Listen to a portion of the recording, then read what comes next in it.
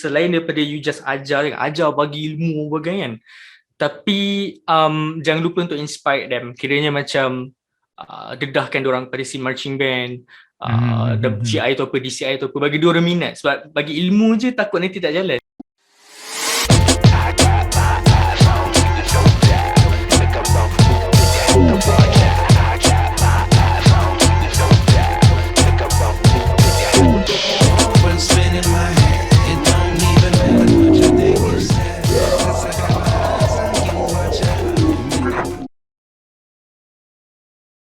Yo, what's up guys? Welcome back to Voice Out by Voice of Passion. Untuk episod kali ni kita bersama tetamu undangan kita, iaitu Muhammad Firdaus, ataupun dikenali nama stage name dia Dodi.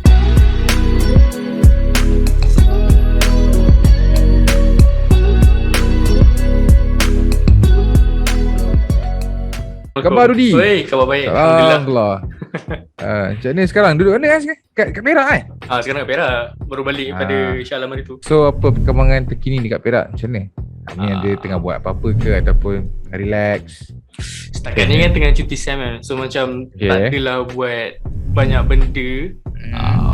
Tapi sekarang ni macam ada tengah tunggu like competition. So tengah busy tu je lah kot. Tak ada benda lain lah. Faham. For everyone, Dodi ni dia seorang, orang kata apa, dia bukanlah seorang player sahaja, malah Dodi ni merupakan seorang musician. Sekarang tengah ambil degree music kan? Yep, sekarang tengah ambil degree dekat Shah Alam je, Shah Alam. Dodi ni dia ambil degree in music, dia nak pursue dia punya career dia as a musician. Kita tak tahu apa dia punya genre ataupun dia punya specification into music. Sekejap lagi kita tanya.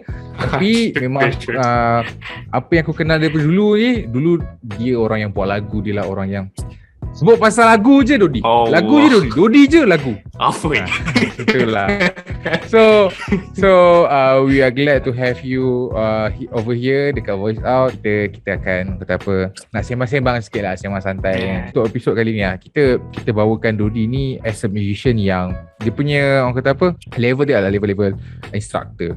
Sebab kita tahu Dodi ni dah terlibat bukan satu, mungkin lebih daripada satu band, maksudnya making music ataupun compose music ataupun do more than that lah. So kita nak tanya lah kan, so untuk perkembangan kita nak create a music ataupun kalau dalam istilah marching band ni kita panggil program tu lah kan, maksudnya program from start to the end kan. So kita nak tanya from the top to bottom lah, bukan top bottom yang itu, okay? so maksudnya daripada start, foundation kita nak buat lagu tu kan. So kita nak tahulah macam mana you as a composer untuk develop, untuk buat satu tema. Contoh macam kita ambil contoh, you nak create satu program, which is program, nama program dia, kita ambil contoh lah kan, contoh Mario, contoh you dia contoh nama program tu Mario. So macam mana you create dia punya development routine dia, ataupun macam mana you boleh set up the idea of playing Mario daripada awal sampai habis. Maksudnya daripada, kata kalau kita nak start a sheet tu blank space, lepas tu finally at the end kita dah ada 3 different act macam tu lah. So how do you create? Alright, so kalau macam kita dah fikirkan konsep kan, macam kita dah tahu kita nak buat konsep Mario. Kita tahu Mario tu game. So dalam game dia ada level-level dia kan. Betul. Kalau specifically tu Mario lah, kita akan buat macam level 1 tu movement 1 sampai level 4 movement 4. So dia ikut konsep yang macam tu. And then untuk pilih piece ni macam lagu lah kan, cuma piece ni dia tak ada lirik. Kalau nak pilih tu based on apa tu, spesifik, orang kata spesifik level tu, untuk dimasukkan dalam setiap movement. Macam tu lah lebih kurang. Okay, so apa kaedah-kaedah yang Dodi selalu guna? Bagi kalau dalam skrip ni dia kata how you define your repertoire. Repertoire ni sebagai lagu tu lah. Maksudnya lagu. Adakah you ambil daripada music, daripada lagu, filem soundtrack ke, ataupun you medley campur daripada lagu itu, lagu ini, ataupun you create a Mozart ni brand new sound sendiri. Itu macam mana? Ataupun you semua elemen tu ada? Dia depends tau. Kalau macam Mario kan, macam tadi lah kita cakap kan, dia ada level-level dia. Kalau macam kita ambil Adamantium lah kan, Okay. The main term kita tahu konsep dia hutan. So kalau nak pilih lagu yang ada kaitan dengan hutan. Tu satu. Yang ada macam apa tu? Ada elemen jungle lah. Kalau kalau ingat aku macam waktu first nak pilih Moment One, waktu tu dalam kereta tau. Dalam kereta ni nak pergi performance Silver Rhythm. Tiba-tiba dekat radio ada lagu The Jungle macam jungle. Terus sampai untuk masukkan dalam Movement One. Okay. Itu satu lah. Itulah origin dia. Okay. Untuk yang lagu lain macam Movement 2 kan, Movement 3 tu aku ambil based on macam terdengar kawan cakap lagu ni best lah, lagu ni macam seronok lah berbagai. And then bila kita dengar, dia kena dengan mood dalam bayangan kita. Sebab kita bila nak buat satu program, kita ada konsep kita ada bayangkan satu jalan cerita. So bila dia apa orang kata tu, bila kita dah bertemu dengan muzik-muzik yang macam kena, so kita ambil lah benda tu and then kita arrange lah. Maksudnya muzik tu mungkin datang part A ni lain, part B lain, part C lain, but then how you combine tu, you macam try and error, masuk mana-mana, kena pop, okay, sure. Lock gitu. That's the sound lah, macam tu lah. Bener sekali. So okay, sebenarnya nak buat ni susah ke senang? Macam cara digital ni macam senang, tapi tak tahulah dia, I mean the story behind lah kan. Senang ke susah sebenarnya ni? Dia nak cakap senang, tak adalah senang sangat. Dia susah lah juga. Sebab bila kita ambil lagu orang ni kan, kita cuba lari daripada idea asal. Bukan lari daripada idea asal, kita lari daripada flow lagu asal. Tapi kita nak kena tetapkan macam orang kata idea asal tapi flow lain. Susah sebab dia arrangement. Sebab macam kalau Mario, aku cuba try dengar dia punya biasalah kan, team Mario tu. And then aku cuba minorkan ke kalau kau perasan waktu opener Mario ada tereng, aku ambil pada tereng. Memang itu signature Mario lah. I try to minor bermain dengan modes dan sebagainya lah. It's kind of challenging, tapi dia more to eksperimen lah orang kata kan. Try and error tu biasa. Try and error, betul, yes. Jadi dia tanya, I mean sepanjang penglibatan Dodi dekat dalam marching band ni kan, I mean dah berapa lagu yang Dodi dah compose? I mean bukan lagu lah, berapa program yang you dah create? Kalau program kira balik Mario. Macam banyak tu dia kira balik. 3, 5, 6 maybe kurang 10 kot. Maybe dalam 9 macam tu. 9, 8 kot. Macam less than 10 lah. Ya, less than 10 lah. Okay, untuk less than 10 tu in how many years? Starting from bila? I start buat program, the first one is Mario 2017. That was the first one. So until right now it's 17, 18, 19, 20, sorry, Matt feel sikit, 5 tahun. So 5 tahun maksudnya dah, boleh kita kata 10 lagu lah, 10 lagu in less than in 5 years. So maksudnya average satu tahun tu ada 2 lagu lah kiranya. Ya, lebih kurang lah macam tu. Power. Wish tak ada, biasa at your age memang power lah. Jangan. Okay.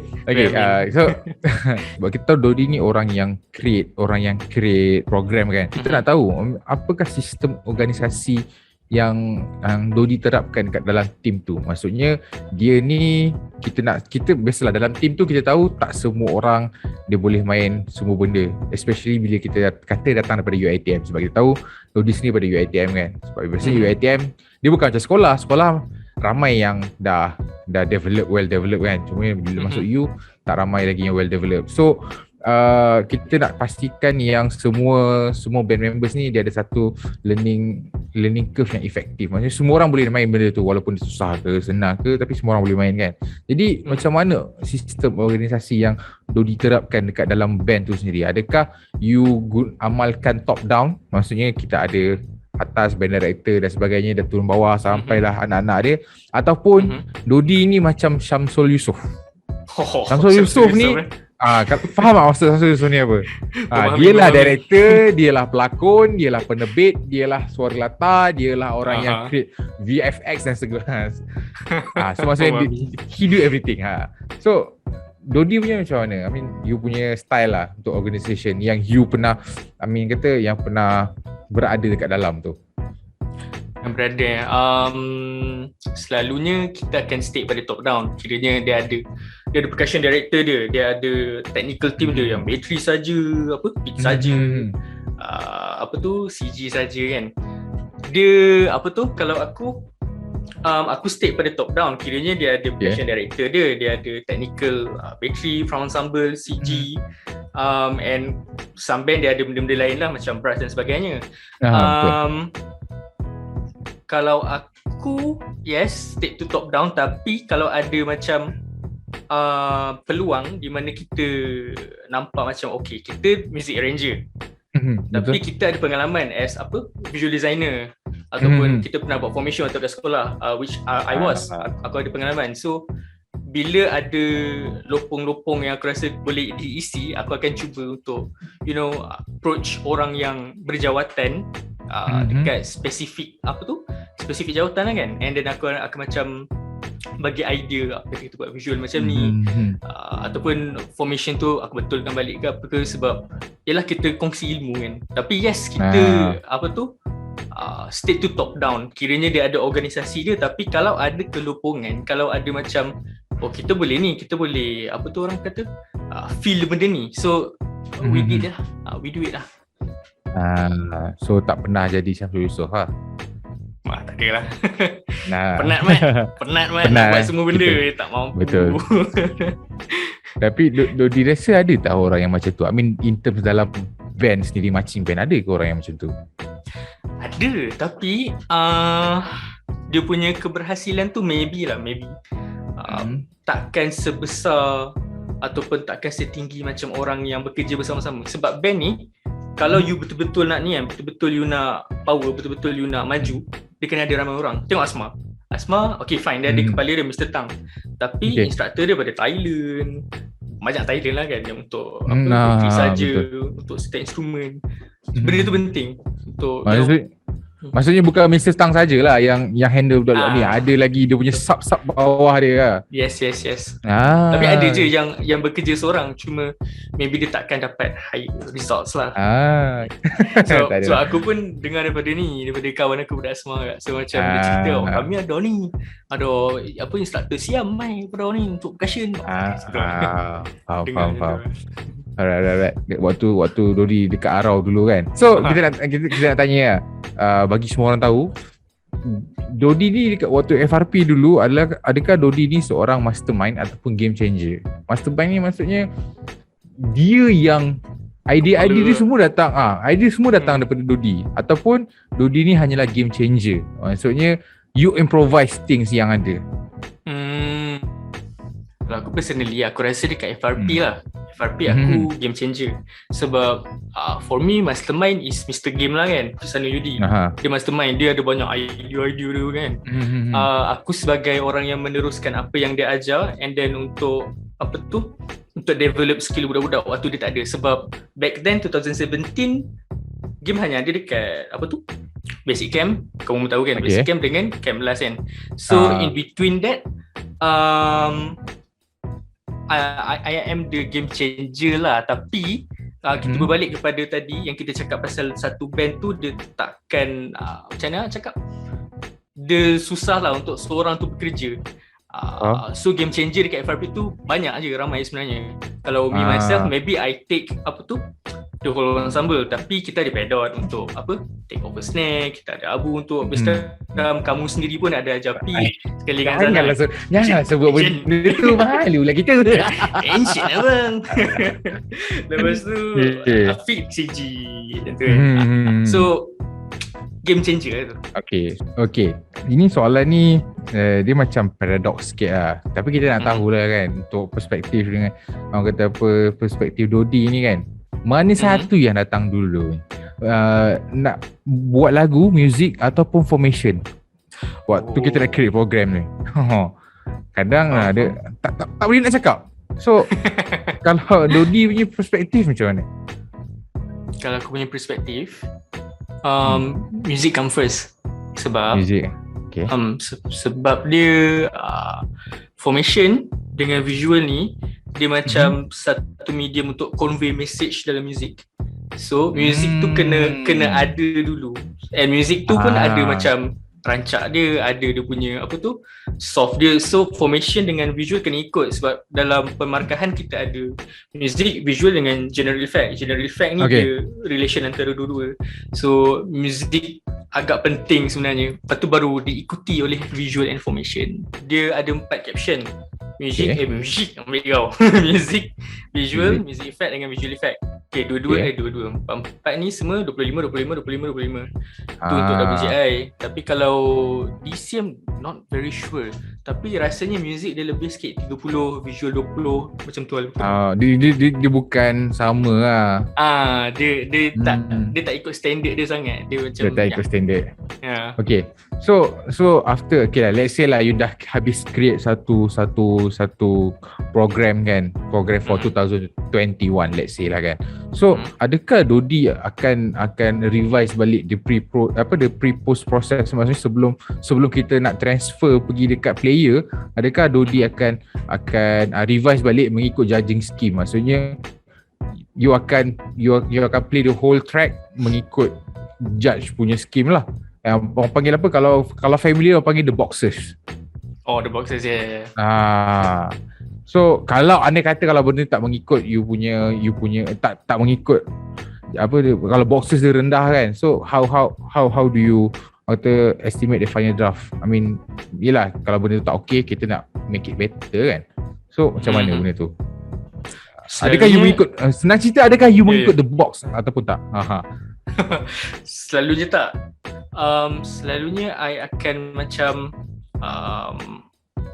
revise balik last performance last year ke performance yang dah lepas, and then revise apa yang judge kata. Maybe kita ada macam flaws, macam-macam flaws kat music, visual ke apa, revise and then aim untuk create a better performance, better design of team tu, program tu.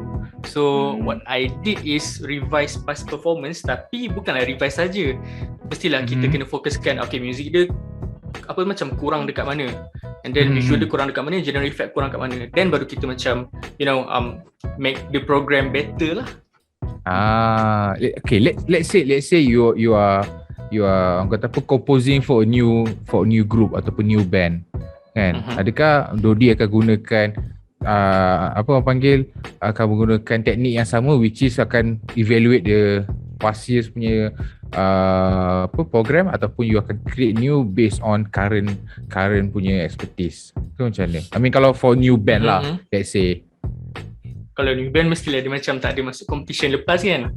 Betul. Kalau new band selalunya I akan macam kalau nak masuk competition lah, competition tu mestilah ada judge scheme dia kan. Memang akan tengok lah juga, sebab takut kadang-kadang kita ingat dia macam WGI 25 kan, sama je. Tapi tiba-tiba macam music lebih sikit ke, dan visual kurang. So kita akan design macam okay, kita maybe tak emphasis on visual, tapi kita macam maybe focus on music more. Sebab budak-budak baru kan, kita tak boleh nak tekan sangat macam visual kena top high, music kena top high. Tapi apa yang penting, sebab judging ni for captions tu dia ada composition dengan performance. So composition contoh dia dalam lagu tu kan, atau visual lagu macam ada gila-gila punya susah punya rudiment macam paradiddle ke apa bagai kan, dia dah masuk dalam composition. Tapi performance dia nak tengok berapa jauh kita boleh main, I mean berapa clean kita boleh main kita punya composition. Itu yang penting. So design kena focus on these two things. Satu, composition, and then how far your students can go lah. Faham. So thank you untuk orang kata sharing with us about macam mana how to create a music. I mean, bukanlah music. Kenapa bila aku sebut dengan Dodi je dengan music, dia benda kita band sebenarnya. Hey, Okay, Ampun. so tak sebab okay, tak apa. So kita thank you for sharing with us about kata journey macam mana kita nak create program for marching band kan. So kita nak tanya pula for team selection. Kita nak tahu macam mana proses merekrut player untuk join marching band ni. Tak kisahlah dekat mana-mana. I mean I know that you have ada band sendiri which is Silver Rhythm Syndicate Baju nampak baju bukan Bukan. nampak baju warna cahaya. So okay, so bukan Decide. Sorry. Tapi warna sama kan? Warna sama lebih kurang. Dia sama-sama. Okay. So macam mana you recruit orang? I mean how's the process? Adakah it's easy ataupun you kena pergi audition ataupun macam tangkap muat je? Selalunya macam ni kita buat kat FRP jugalah kan. Kita akan buat open recruitment, kita akan buat flyers, lepas tu kita sebarkan kat IG ke berbagai kan. And then kita akan ambil ramai orang untuk basic camp lah. Ramai dulu. Lepas itu kita akan ajarlah segala basic 8 on hand, 16, double, benda-benda tu kan. Kita akan ajar benda tu. And then at the end of the day, before kita nak pilih untuk masukkan spot dalam performance punya line up, kita akan buat macam audition untuk tengok dia punya musical capability and physical capability juga, tapi it's more to musical lah. Actually ini sebelum kita tengok dekat audition, dekat camp basic tu pun kita dah boleh check dah sebenarnya. Dekat camp basic kita dah ajar basic, tapi ada satu piece yang ada dalam dia terkandung macam terkandung. Dia ada macam rudimen yang dia ajar waktu basic camp. Itu kita panggil dia excerpt kan. So itu untuk excerpt, check. yes. Yes, ingat. Okay. Itu untuk kita check how far sebenarnya camp basic tu works terhadap individu tertentu. Waktu tu kita dapat bayangan dah sebelum audition. Cuma audition kita anggap macam people can change. Maybe ada orang yang dia kurang waktu camp basic, tapi bila dia work on and then bila dia audition, maybe dia lagi better daripada orang yang first dia okay. So itu adalah macam salah satu cara lah untuk kita tarik. Tapi ada juga di mana kita maybe orang tak ramai kan, and then kita just work mana yang ada lah kan. Cuba work itu macam biasa kat sana. Macam biasa kan. Audition jarang Last 2017 rasanya. Tapi kalau macam yang kita work dengan orang yang dah ada, dia macam tak ada lah audition pun dah okay lah sebenarnya. Pun belajar work lah. Faham. Okay, so ada tak specific requirement kalau kita nak pilih orang ni masuk band, other than talent dengan knowledge in music? Maksudnya mungkin dia boleh baca score kan, so that's good for him or her lah kan. Tapi ada tak any specific requirement untuk join marching band ni? Let's say lah Dodi nak recruit orang untuk masuk, ramai orang ni boleh baca music score and dia ada talent main music, tapi ada tak specific requirement yang diperlukan kalau kita nak masuk marching band? Kita boleh tengok dia punya physical, sebab kadang-kadang music dia okay, tapi kalau physical, contoh kalau dia rendah ke apa kan, kita tak boleh nak bagi dia base 5. Betul man. And then kalau macam betul macam tak boleh main tenor maybe kita macam tengok physical dia mana yang sesuai untuk masukkan ke dalam band tu lah. Itu kesesuaian. Tapi kalau nak tapis betul-betul, tengok dia fit ke tak, sebab takut ada yang ada health problem gila-gila kan. So memang itu memang kita tak boleh masuk bahaya, sebab band ni dia perlukan fit yang quite tough juga sebenarnya. Faham. Kalau dari segi fizikal lah. Ada rendah ada ke? I mean for your side itu saja. Kalau actually the more to music lah sebenarnya. Kalau dari good musical sense, kita akan masukkan lah pakai. Faham. And maybe for me, confidence. Contoh kalau dia orang yang maybe dia banyak main salah ke apa bagai kan.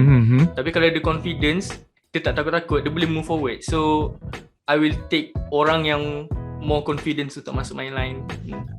That's my opinion lah. Macam mana Dodi punya song composition? Kita boleh tahu bila kita dah buat satu muzik ni, dia ni muzik ni mungkin grade berapa, grade A, grade B ke.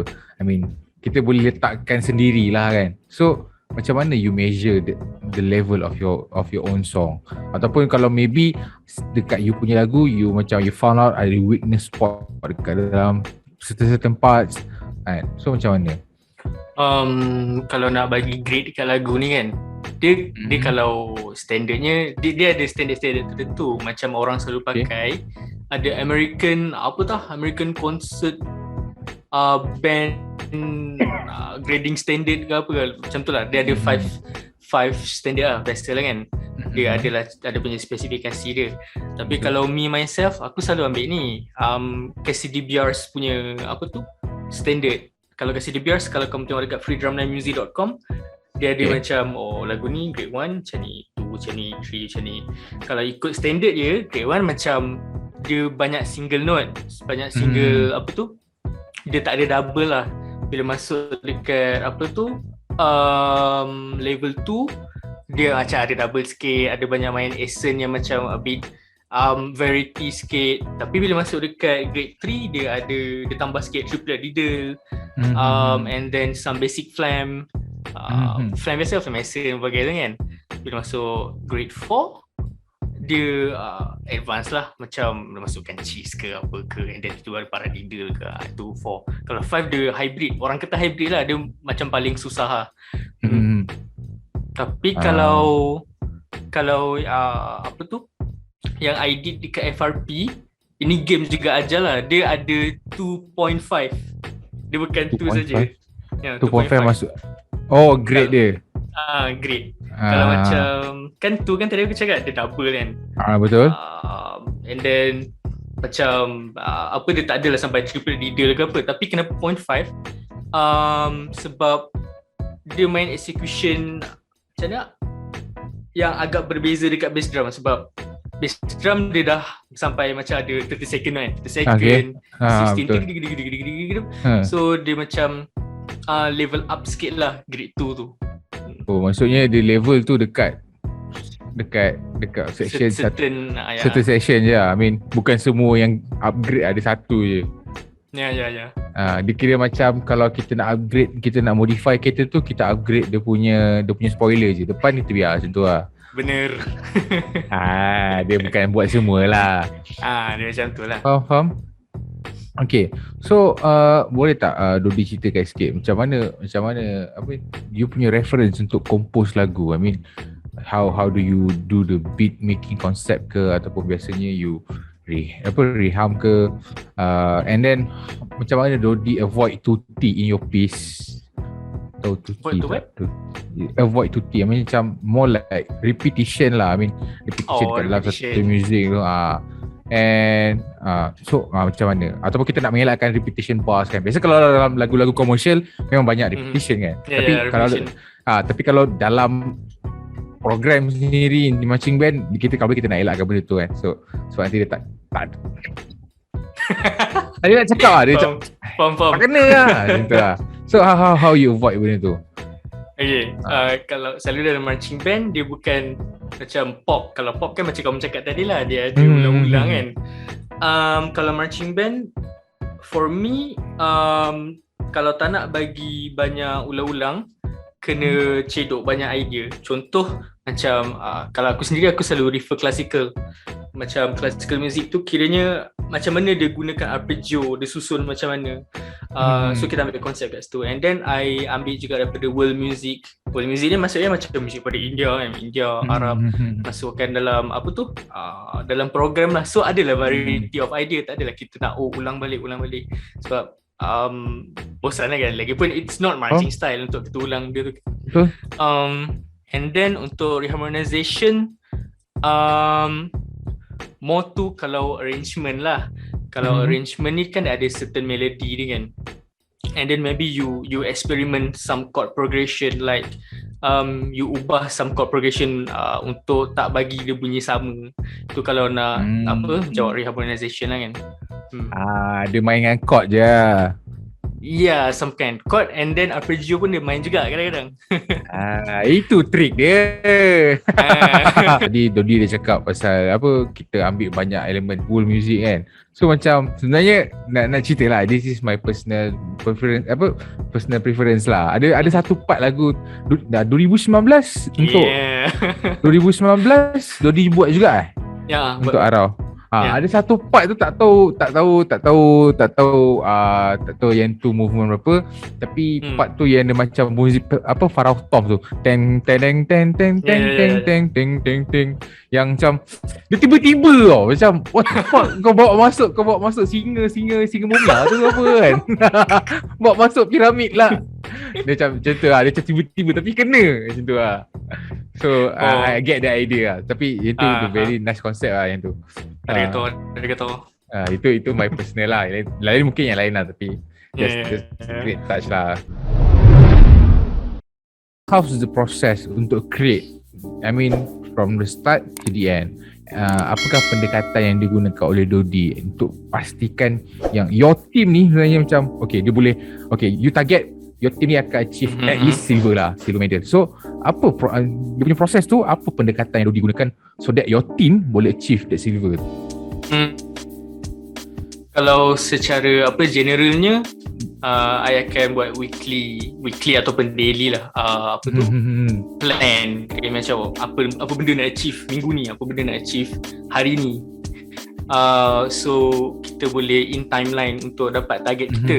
Tapi kalau more to internal thing, I menggunakan pendekatan lain student, lain pendekatan dia. Sebab ada orang boleh terima pendekatan A, approach A, tapi maybe ada 3-4 orang tak boleh terima A, guna cara B. So itu antara kira approach kita terhadap student untuk untuk dapat dia target lah, orang kata kan. Let's say lah kan, kita biasa berbicara tentang pengurusan muzik, pengurusan band tu kan. Tapi bila kita cerita tentang pengurusan manusia ni kan, dia bukanlah lari topik pun, tapi cerita tentang pengurusan manusia dalam band ni. So pernah tak macam Dodi handle orang-orang yang zero to hero player, ataupun orang yang ada tantrum dekat dalam band tu sendiri, ataupun yang terlalu banyak sangat argument, tak boleh itulah, nak kena macam ni lah, dan ataupun orang yang terlalu emo, kena pantang, kena marah sikit terus mengajuk, tak nak main lah. So pernah tak alami situasi macam tu? And kalau pernah, how do you handle? Kalau tadi kita start yang zero to hero most of junior and student memang banyak yang zero. So nak bagi diorang jadi hero tu, it is not my Kenapa hero tu? Tak hero ke macam ni? Tak. Cara dia sebut zero to hero tu. Tak adalah gitu kan. So macam mana, kadang-kadang I think kemenjadian student tu bukan student atau junior kan, sebab ajar junior kan, bukan daripada my side saja, kadang-kadang daripada diorang punya side untuk berubah sendiri. So tapi for me, my approach is selain daripada you just ajar bagi ilmu bagai kan, tapi jangan lupa untuk inspire them. Kiranya macam dedahkan diorang pada scene marching band, GI atau apa, DCI atau apa, bagi diorang minat. Sebab bagi ilmu je takut nanti tak jalan. So bagi diorang minat, macam dia dah tahu ada DCI, ada GI, and then macam bagi diorang macam rasa this is so cool, this is so power, untuk diorang macam inspire untuk belajar lebih. Itu kalau zero to hero lah. Siapa yang dah hero, maybe yang dah ada basic bagai lah kan. So itu tak masalah sangat kot. Ni macam mana pula dengan orang yang ada tantrum? Tantrum ni orang yang macam budak-budak throw tantrum macam tu lah. Macam kata budak-budak kalau kita bawa pergi makan, tiba-tiba dia melalak kan, tu pasal kita aduh budak ni dia comot lah. Tu dia tantrum lah, tentu lah. Ada pernah tak? Kalau bawa budak tantrum tak pernah, tapi ada my student seorang dia ada depression. Dia bukan tantrum, tapi dia more to depression. Yang tu pernah. Yang tu kita kena faham lah, sebab depression ni kadang-kadang dia dia tak boleh berfikir dengan betul. Kadang-kadang kena macam kenapa buat macam ni, tapi kita kena fikirlah. Yang dia tak pilih untuk buat macam tu, so kita kena faham. Betul. Ya, untuk ni untuk I love your words. Dia tak pilih untuk buat macam tu. Dia tak pilih untuk buat macam tu. Yes. So people out there, kalau tiba-tiba orang giving out tantrum, itu mungkin dia lah. Tapi kalau orang melibatkan perasaan, mental health apa kan, dia tak minta untuk buat macam tu. Dengar tu kan. So kita ni orang yang orang kata masih lagi berfikiran, orang kata boleh mampu berfikir ni, kita fikir dengan waras lah. Dia tak minta untuk buat macam tu. Okay. So selingan sikit lah PSA. Okay, macam mana pula dengan kalau ada team ataupun members yang ada argument, I mean macam tu tak boleh lah, ni tak boleh lah, nak kena macam ni lah, ada tak? Okay, ada. Dia macam ni lah. Kalau orang tu argue, kita dengan contoh dia ada adab lah. Dia macam dia ada dia punya apa tu, hujah dia. And then dia pun cakap dengan cara yang betul, and then dia pun pangkah kita dengan cara yang macam like very soft ke apa ke. Yang itu kalau for me, yes, teruskan. Tapi kalau jenis yang dia macam pemarah ke apa ke, and then macam really apa, macam mana nak cakap? Tantrum lah. Boleh, halal. Tantrum. Kalau yang jenis macam tu, selalunya I takkan push lebih, sebab kadang-kadang bila dia marah, dia bukan diri dia. So kita faham lah. Orangnya. Bukan. Tapi amin. More tu macam apa tak argue banyak lah dengan orang macam tu. Dengan harapan dia akan faham lah one day macam tu lah. Kadang-kadang kita pun malas nak argue sebenarnya. I mean macam betul. Dia mungkin dia hidup dalam dia punya delusion, so kita biarkan dia nak cerita kita baik. Biar dia faham sendiri nanti insya-Allah. So Dodi, okay, let's say a TV production dia macam datang untuk buat shooting dekat your team, which is FRP ataupun you punya team The Falcon ataupun you punya team Silver Ribbon Syndicate kan. Macam contoh a day with FRP, a day with Silver Ribbon Syndicate, a day with The Falcon. Boleh tak Dodi ceritakan sikit your most effective training method yang you akan apply, so that bila masuk dalam TV, wah, team ni memang blues macam tu lah. Tak adalah, macam power lah. Faham. Training method tapi bila dia dah libatkan TV berbagai ni kan, kita maybe apa kan. Astagfirullahaladzim, bukan maybe. InsyaAllah one day. Semua kita doakan je. Mana tahu melekat kan. Okay, kita akan aim untuk educate people. Okay. So actually it's very simple. Untuk training method, maybe kita akan buat sectional dulu. And then bagilah diorang peluang untuk take section by section. Tapi bukan main sajalah. Kita kena ada macam every technical team kat situ untuk run run the session dan juga bagi advice. Advice tu yang penting. So kadang-kadang me myself tengok macam a 2-day with Blue Devils ke apa kan, kita nak dengar apa benda yang orang cakap. Apa benda Skojo ni cakap, dia bagi nasihat apa benda yang macam masalah tadi. So untuk educate people, I think better macam tu untuk bagi advice and tips during sectional. Okay, itu sectional lah. So orang boleh fokus section by section, dekat snare macam mana, teknik macam mana, sebab ada instrument lain dia punya tips kan. Kemudian lepas sectional macam biasa combine. Okay, you don't have to conceal everything. You don't have to conceal everything. Like contoh your band ada sistem chart by chart, ada sistem set by set. Tunjukkanlah, sebab kita nak educate people. So orang daripada band lain, diorang boleh tengok and diorang boleh ikut. So barulah scene marching band kat Malaysia ni naik. Macam tu lah. Kiranya contohlah kalau ada TV datang kan, nak tengok apa yang kita main, so it's okay lah, just share apa yang kamu ada. Cuma maybe kalau nak conceal pasal tema ke, contoh kalau nak dekat dengan competition tu tak apalah. Kalau nak pasal ilmu tu tak apa, jangan conceal, share jangan kena ikut ilmu. Okay, faham. Okay, so thank you for sharing. Tadi kita cerita pasal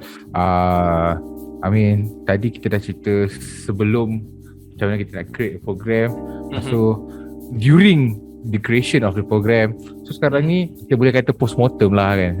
After we run the program, so macam mana kita nak evaluate apa semua kan. Macam sebenarnya kalau let's say kalau kita kata kita menang, sejauh mana kita menang, kalau kita kalah, sejauh mana kita kalah, faham tak kan? So macam mana Dodi buat evaluation rutin Dodi?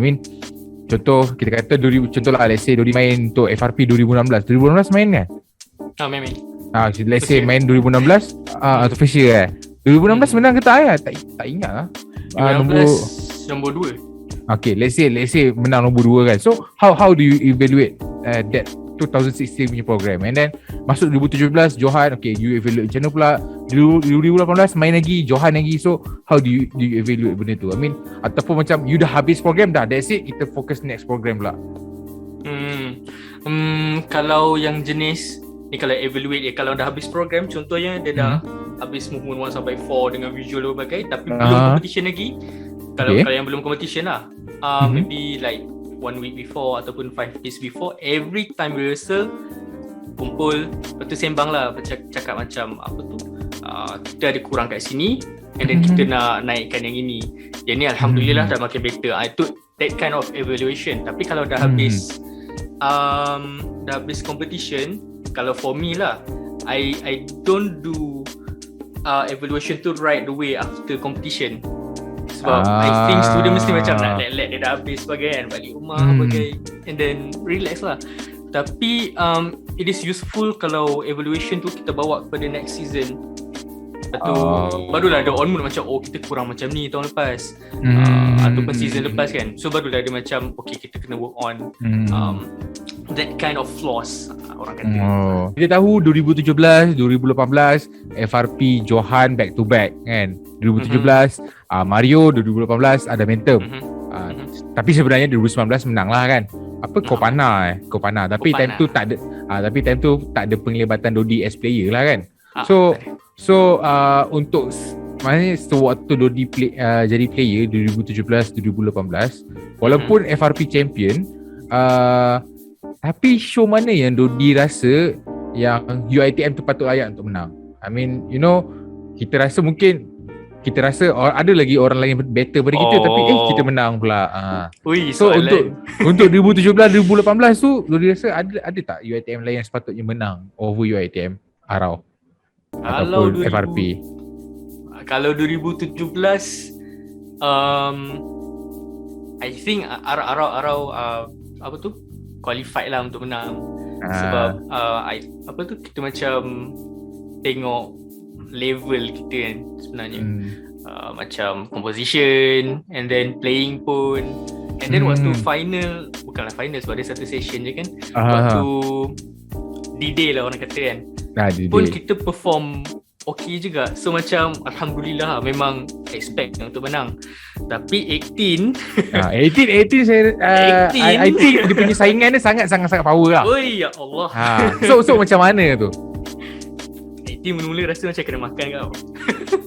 Dengan siapa rasa tu? Macam nak bagi tahu ke? Boleh kena, kita tak tahu. Waktu tu bos lah. Waktu tu bos Shah Alam. Tengok diorang punya performance macam power. Dengan snare diorang, snare top high punya rudiment memang clean gila.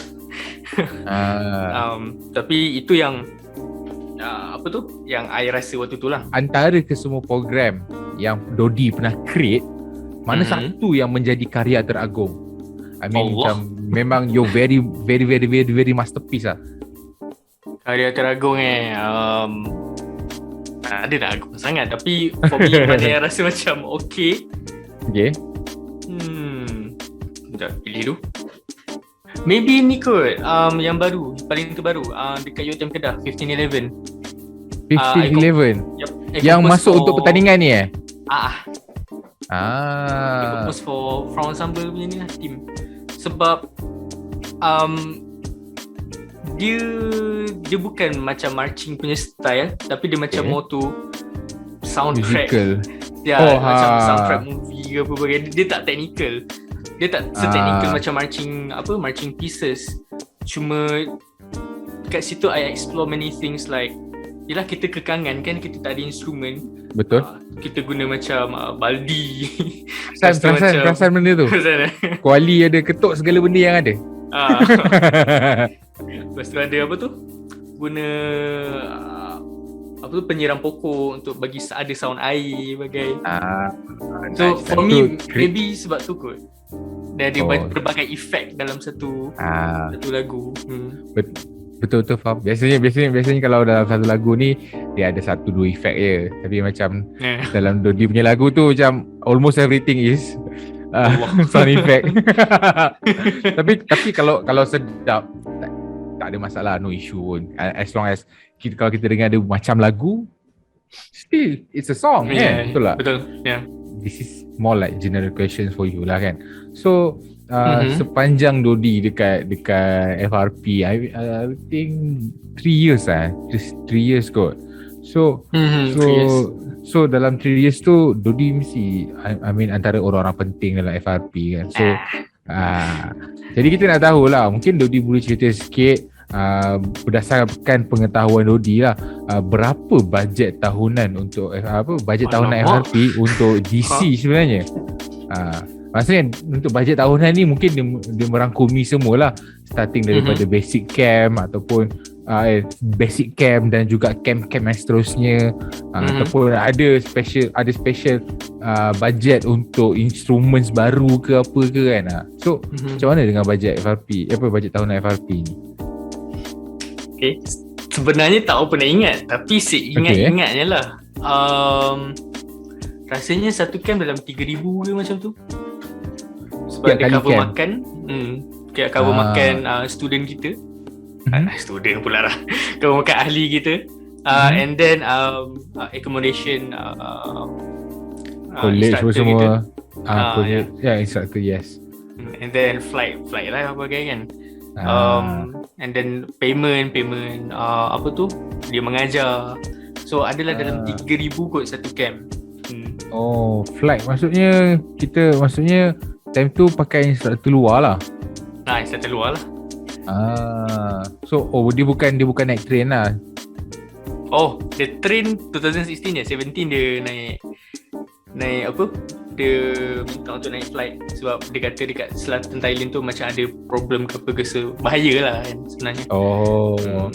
Okay, faham. Untuk keselamatan dia jugalah datang jauh kan ke Thailand, bukan dekat. Walaupun Thailand ke arau tu sebelah je, tapi jauh lah untuk dia kan. Sebab dia dekat Bangkok dia ada Bangkok kan dia? Dia Bangkok. Jauh lah. Okay, tak apa. Okay,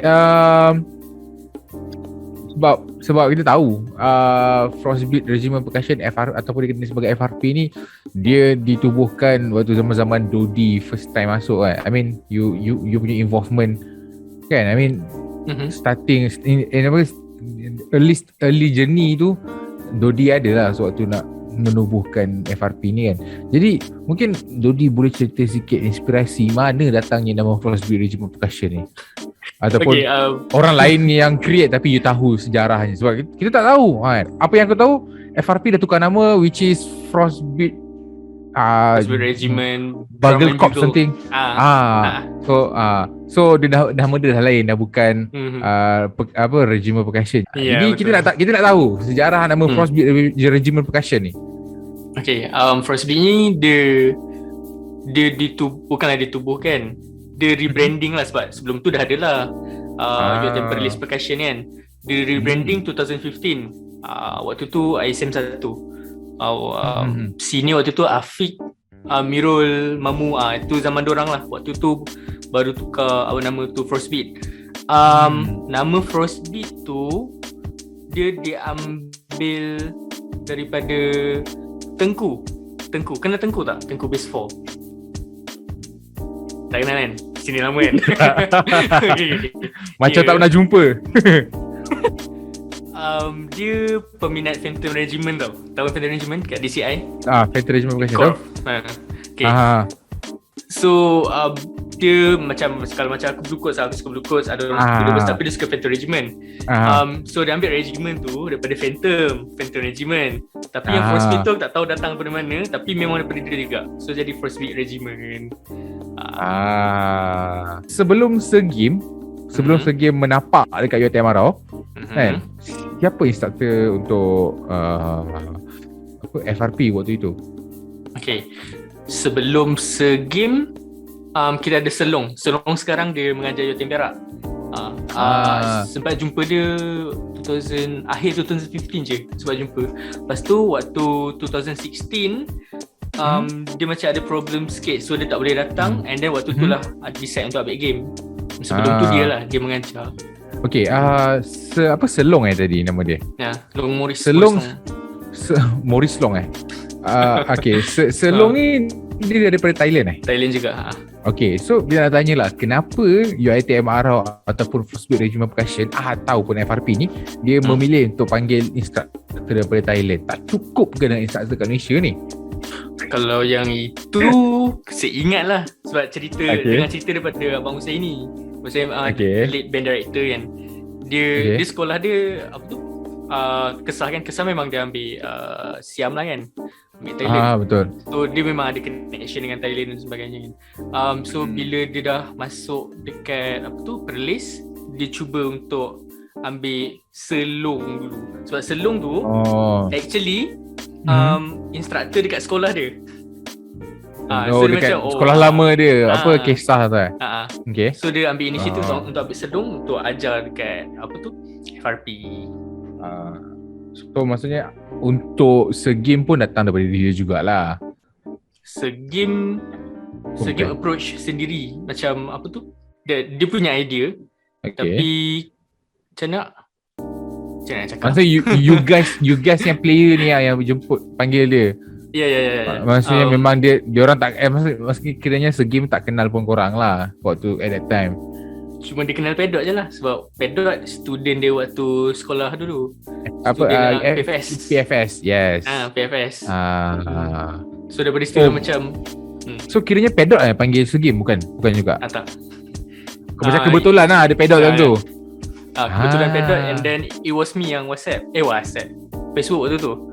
Macam segame, hello, my name is Firdaus. I'm from ni kita nak dengar macam mana sejarah you approach you punya instructor yang kita tak tahu at that time apa akan jadi kat FRP. Tahu-tahu dah 3 kali menang. So apa ya, macam awal-awal kita tak tahu macam mana dia punya cara dia kan. So turns out memang lucky gila lah sebab dia masuk je 3 kali menang kan. So macam mana how you the first approach Dodi dengan segame tu? Okay, berani nak approach sebab dia kenal Pedot lah, macam tadi cakap kan. So macam cakap dekat dia pun introduce diri dulu, sopan-sopan kan, takut kan. Introduce diri, lepas tu cakap kenal Firdaus PFS tak? In English lah. Dia cakap Firdaus Police, sebab dia panggil Firdaus Police, aku tak tahu kenapa. And then dekat situ lah macam meriah sikit. Then barulah cakap sebenarnya ada hasrat untuk ajar UiTM Perlis. Tu dia pun macam dia tanya lah berapa bayaran. Bukan dia tanya, aku yang tanya dia. Bayaran berapa-berapa, lepas tu apa yang diperlukan, macam dia nak naik train ke flight ke benda-benda macam tu lah. So maksudnya dia easy going lah. Maksudnya kalau kita panggil dia tak menolak lah. And in fact waktu tu bayaran dia yang dia minta sangat low. Dia macam memang betul-betul nak tolong lah. We start with 150 a day. So kiranya at that time dia memang niat dia nak tolong FRP so that macam we gain something lah from his involvement lah kiranya. So begitu sejarahnya FRP ni dapat instruktor daripada Thailand segame. Apa nama dia? Fitsano Yudi. Last for this episode. Kita nak tanya lah kan, apa tantangan yang paling kuat dalam menghasilkan program untuk FRP ni? Maksudnya ada je benda yang tak okey ataupun ada benda yang benda tu yang menghalang kita untuk kita continue menghasilkan program untuk FRP ni? I see. Ni kena fikir. Tak apa. Take your time. Minum lu. Benda yang menghalang apa benda yang menghalang? Let's say lah dalam nak menghasilkan program ni tak semestinya kena buat lagu. I mean keberadaan kita dekat sana pun dia ambil kira, training kita pun dia ambil kira. So mungkin tentangan yang paling kuat pada waktu itu adalah masa ataupun duit ataupun cinggir kan. Kita tak tahu. So apa tentangan yang paling kuat yang Dodi alami sewaktu kita nak menghasilkan program untuk FRP ni. I mean throughout 3 years lah kan. 3 years daripada 2016, 17, 18. So apa tentangan yang paling kuat lah? Ataupun yang mungkin beberapa yang kuat ke kan? I think waktu 17, 18 dia tak ada problem sebab I was there. Senang untuk kita tengok budak-budak and then senang untuk kita design our music lah, especially for me music arranger kan. Tapi untuk 2019 I was not there sebab waktu tu dah sambung degree kan. So susah sikit kat situ untuk kita tahu macam mana diorang praktis, apa level diorang.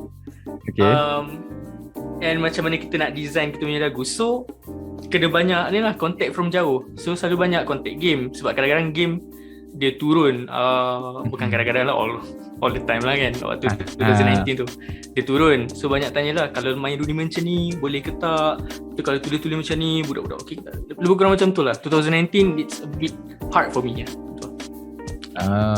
Sebelum tak ada lah. Sebelum tu tak ada lah sangat. I mean okey je sebab budak-budak berdekat. That's all for today. Thank you Dodi for having us dekat Voice Out by Voice of Percussion. Minta maaf kalau ada salah silap, terkasar bahasa, terlebih, terkurang, segala-galanya yang tu. I'm truly sorry on behalf of Voice of Percussion. Jadi kita mengharapkan yang baik-baik sahaja untuk kerjaya Dodi pada masa akan datang. Semoga menjadi seorang musician yang berjaya. And sekarang ni kita tahu untuk pendengar-pendengar luar sana, Dodi sekarang dia ada buat servis untuk menghasilkan muzik. Tak kisahlah kau nak buat muzik untuk kau punya Facebook gaming page ke, nak buat page baru, nak perlukan muzik ke, nak buka satu kedai perlukan muzik ke apa, just give it a call kat Dodi. Nanti Dodi, kita akan letakkan Dodi punya link untuk dekat description so that korang boleh contact Dodi kan. Dia punya Instagram lah. So Dots Music DODZ kan. DODZ. So korang boleh contact Dodi. Apa-apa music dia, jangan risau lah. Personally I dah pernah 2 kali buat dengan Dodi lagu. Klien puas hati mat. Terbaik. Jadi thank you Dodi. Sekali lagi kita minta maaf salah silap for you guys out there. Thank you for watching until the end. Kita jumpa lagi di video akan datang. Jangan lupa untuk subscribe Voice of Percussion dan like video ni. Dan kalau korang rasa sesi kali ni menarik, korang share kat bawah, dekat komen. Kalau korang rasa tak cukup, spam kat bawah, kasih Dodi expose lagi. Okay, jadi kita jumpa lagi video datang. Sekian, Assalamualaikum, selamat malam semua. Right, thank you guys.